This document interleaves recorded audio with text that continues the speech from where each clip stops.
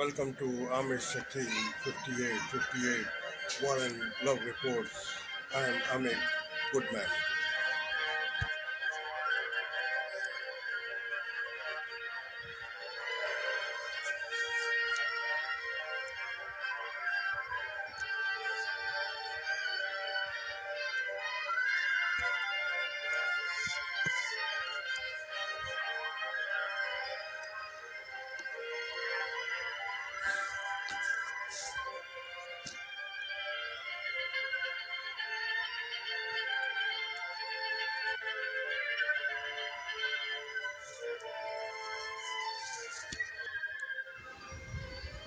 Today, CBS posted the following news. Remembering a titan of television, here's a star of the new crisis, right, Bob Barker. Bob Barker, who hosted The Price is Right on CBS for two generations, dies at age 99. How would I like to be remembered as a man who tried to treat others as he would have them treat him? Breaking news: fatalities after a gunman storms a Dollar General store in Jacksonville, Florida. In Oklahoma, shots fired a high school football game. And in a Major League Baseball park. Also, heat alert. 17 states sizzling this weekend, while winds fan wildfires across the west and south. CBS will have the forecast. New details about the missing on Maui as recovery efforts intensify. In Ukraine battlefield, breakthrough IM Deborah Patel in Kharkiv. Tonight, the Ukrainians are hopeful their counter-offensive is finally making progress. Plus, marching on Washington 60 years later. Nicole Killian at the Lincoln Memorial, where thousands gather to honor Dr. Martin Luther King. Dream and later a summer tour like no other.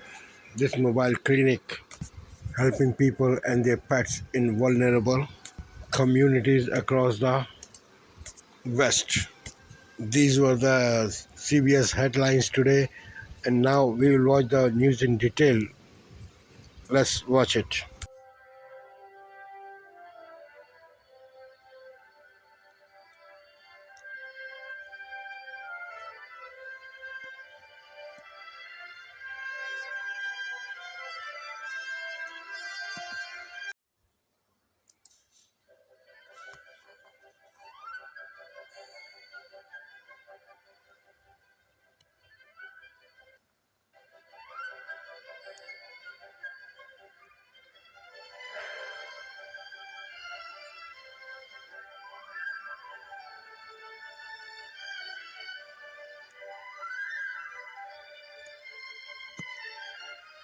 New York. Good evening, I'm Scott McFarland. Adriana Diaz is off. We begin with breaking news in Jacksonville, Florida, where there are multiple fatalities following a standoff between a gunman and police at a Dollar General store. CBS's Michael George is tracking developments. Michael. Scott, good evening. Law enforcement officials say the shooter is a white male in his 20s who was motivated by hate. All three victims in this shooting were black. The shooting happened at a Dollar General store in the northwest part of the city in the middle of the day. Jacksonville authorities say the suspect killed two males and one female before turning the gun on himself. Plainly put, this shooting was racially motivated and he hated black people. The sheriff says the shooter put on a mask and tactical vest in the parking lot. The weapons that the shooter used today are a Glock and an AR-15 style rifle. He left behind multiple messages, which authorities say amounted to an ideology of hate. It's just something that should not and must not continue to happen in our community. This comes in the midst of a weekend wave of gun violence. Today in Boston, at least 7 people were shot during the city's annual Caribbean Carnival. 2 suspects have been arrested. What is going on? In Oklahoma last night, players and fans rushed for cover, but shots were fired at a high school football game. My goodness. A 16-year-old boy was killed. No suspects arrested. And in Chicago, 2 women were shot and wounded in the stands at a White Sox game last night. And back to that unfolding situation in Jacksonville. The FBI is investigating it as a hate crime, and a federal civil rights investigation is also underway. Scott? All right, Michael George, thank you. One of the icons of American television has died. For nearly 40 years, Bob Barker hosted The Price is Right here on CBS, developing a one-of-a-kind following and fan base with devoted viewers ranging from retirees to new parents to kids homesick from school. His successor, Drew Carey, posted an old image with Barker with a message that he's brokenhearted. Barker's work grew to include more than just taking contestant bids and making Americans laugh, as CBS's Carter Evans reports. He's the star of the new Price is Right, Bob Barker! For more than 5 decades, Bob Barker ruled the game show universe. First, 20 years as host of the classic, followed by 35 years of The Price is Right, the longest, most acclaimed run in game show history. And the contestants were just as memorable. I had a dream about you, so I had to come down here. What were we doing in the dream? You were chasing me in the hayloft. Most were enthusiastic, some over-enthusiastic. I said I want to kiss you. My dear, that can be a... But Bob Barker's real passion was animal rights. I began to be aware of the terrible mistreatment and exploitation of animals in our country, in the world, as a matter of fact. And I just felt compelled to try to do what I could do. He testified in Washington on the plight of captive elephants and closed his final show with the same simple plea he had done thousands of times before. And please remember, help control the pet population. Have your pets spayed or neutered. Goodbye, everybody. How would I like to be remembered? As a man who tried to treat others as he would have them treat him, since he couldn't help all living things, chose animals and did what he could for them. Also, that he did audience participation shows for a long time on television. Carter Evans, CBS News, Hollywood. Tonight, CBS released a statement in part saying during his 35 years as host of The Price is Right, Bob made countless people's dreams come true and everyone feel like a winner when they were called to come on down. For more than 100 million Americans in 17 states, it's yet another weekend of heat alerts.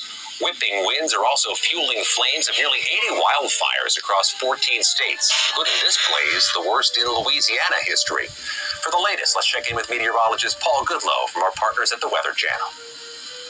And Scott, it is late August, so yes, it is very, very hot, dangerously hot, but also perhaps record-setting heat we're talking about here as we head on through a Sunday, even into Monday. All these dots represent potentially a record high temperature. So tomorrow, believe it or not, the numbers will be a little cooler than today. A few degrees cooler in Atlanta, perhaps 10 degrees cooler in Dallas. We can see a high below 100.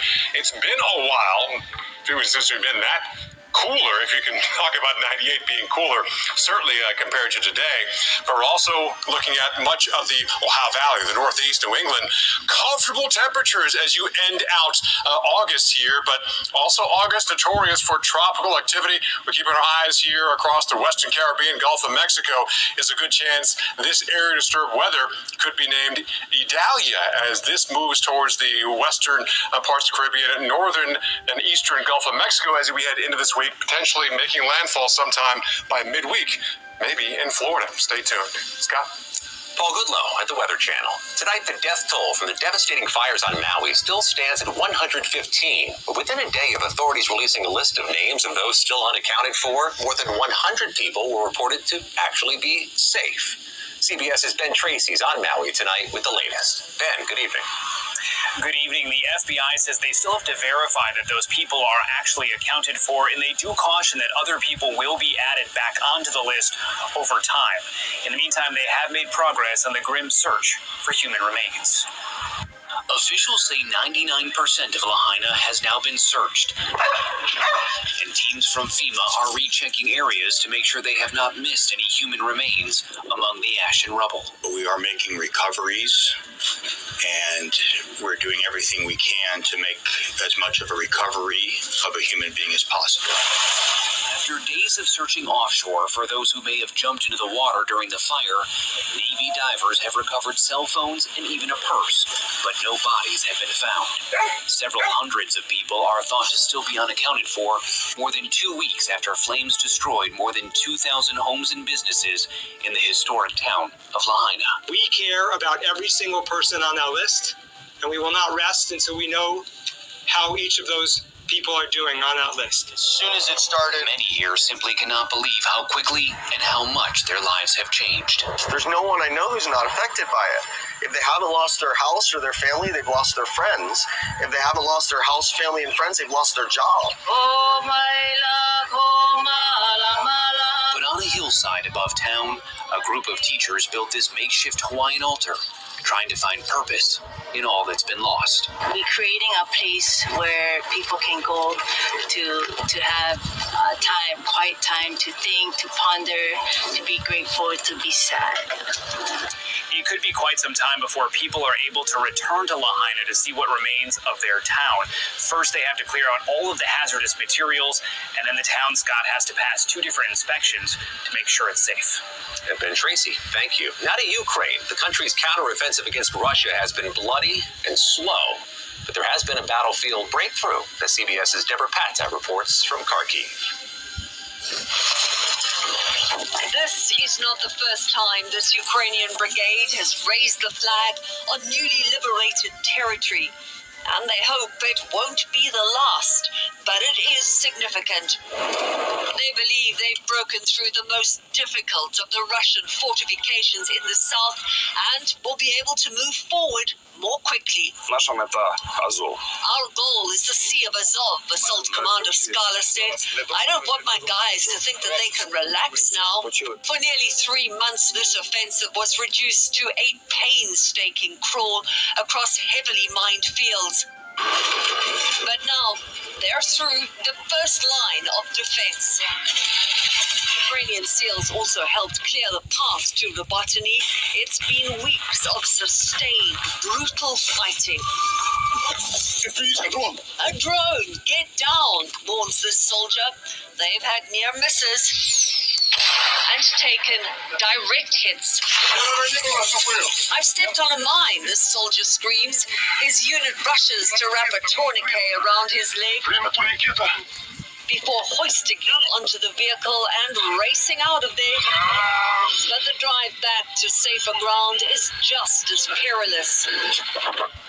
Keep your eyes on me, my friend, says another soldier, urging him to look at the beautiful evening sky. But for all these men, the battle is worth it for moments like these. The long-awaited liberation for the residents of Robotany. It is still a long way off, but Ukrainian troops in the south are pushing to get to Melitopol, where they want to sever the land bridge with Crimea and, Scott, cut off crucial Russian supply routes. Deborah Pata, thank you. Today, thousands of people converged on the National Mall, marking 60 years since Dr. Martin Luther King led the March on Washington. CBS's Nicole Killian was there. Standing near the same spot where Dr. Martin Luther King Jr. uttered those famous words, I have a dream. A new generation gathered to honor the call 60 years later. Let's not give up. Let's not give in. Let's not give out. We must move forward. Dr. King's son, Martin Luther King III, led the charge, along with Reverend Al Sharpton.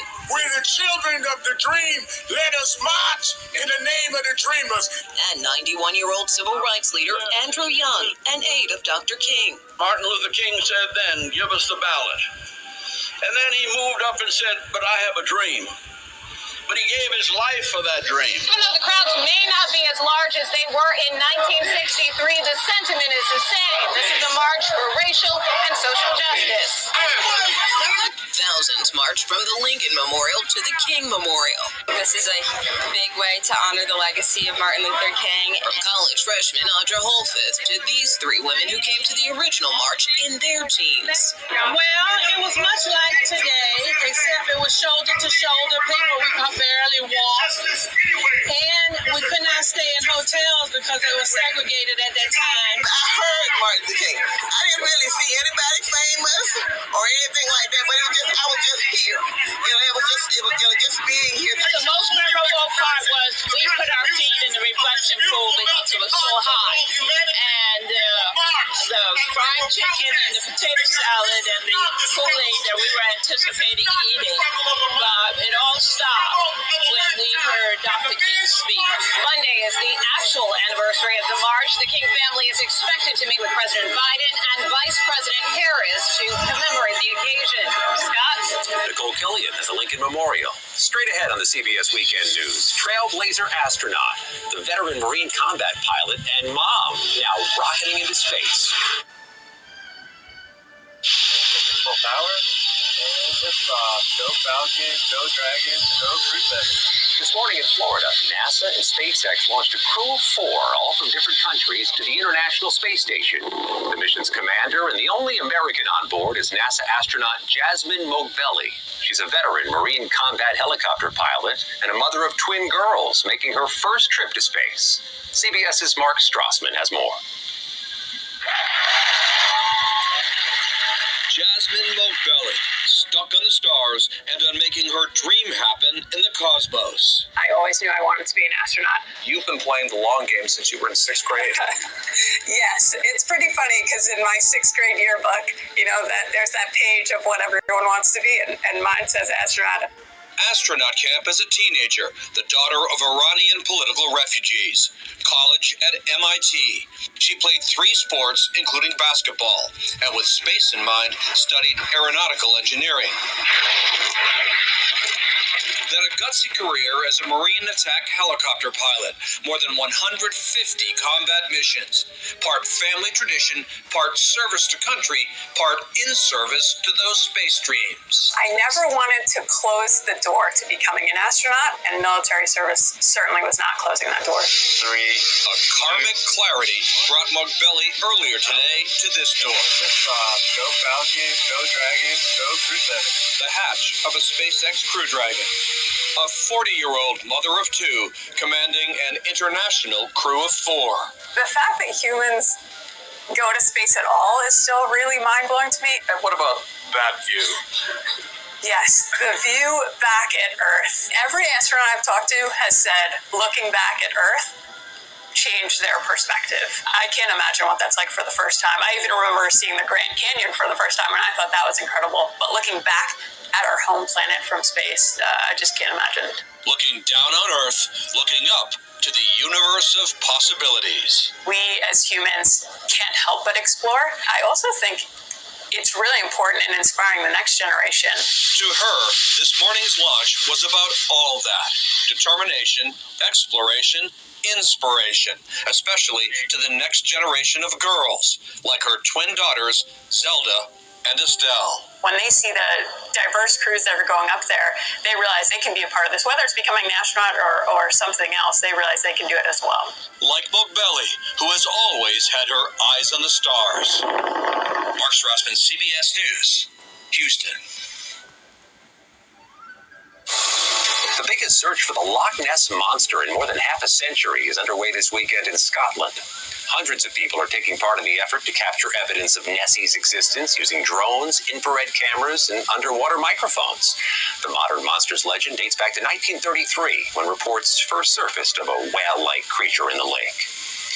When we return, meet the mobile vets, helping uniquely vulnerable communities.